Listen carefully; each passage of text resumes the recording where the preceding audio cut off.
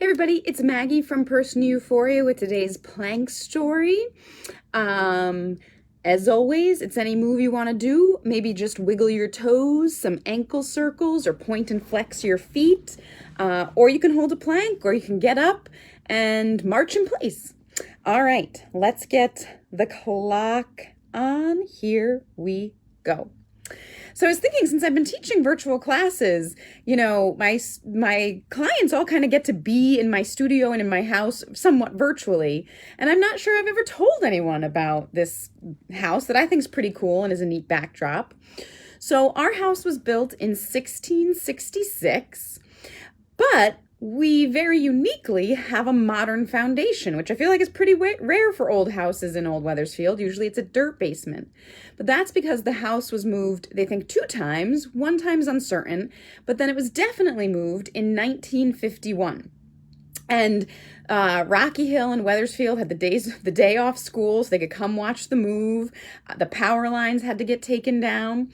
And basically they lifted the house up and they put it on I-beams and then moved it. And those I-beams are still there. But the contractors, before they moved it, put 2 Coke bottles on those I-beams. Then they moved the house, and when they put it back down, the Coke bottles were still on the I-beams. That's how smooth this transition was. Now, we're only the 5th family to own it since 1666. It's because 2 families owned it for a considerably long time.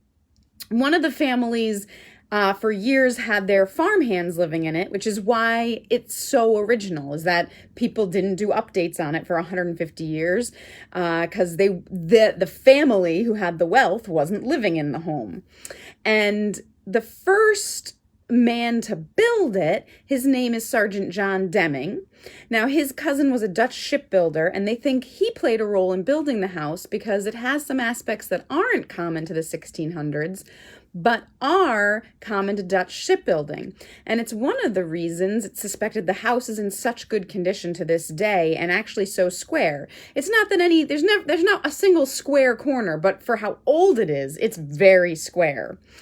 The Deming family, the guy who built this house, his dad was one of the founding fathers of Connecticut, and he signed the original Charter Oak, the document. And that supposedly got stuck in the Charter Oak, right? That story. So he was signed that. Deming descendants from all over the country will sometimes reach out to me. And if they reach out and are coming to Connecticut, I'll arrange a tour of the house for them. Now, I had worked in historic houses and my degree is in history. So I was nervous buying this house because I thought it could be a money pit. This could be a disaster. Old houses, endless pains, endless woes. The main house from 1666, knock on wood, has really given us no problems. There was an addition put on in the 1980s. That is the money pit. It endlessly leaks. It gets ice dams. There's like waterfalls down the walls. The pipes freeze. Animals get inside. Just such poor workmanship from the 1980s compared to this house from 1666 that really, again, knock on wood, gives us no problems. Now, many of the walls and floors are original. So some of the wooden panels of the walls are 26 inches wide. Like they cut down a tree and that panel is up. And at the time, if you cut down a tree to build your house, you would have had to pay the king a tax on that tree.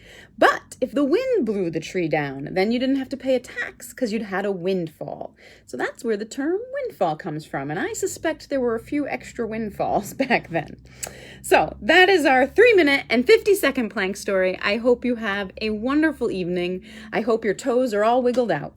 Have a great day. And as always, keep moving.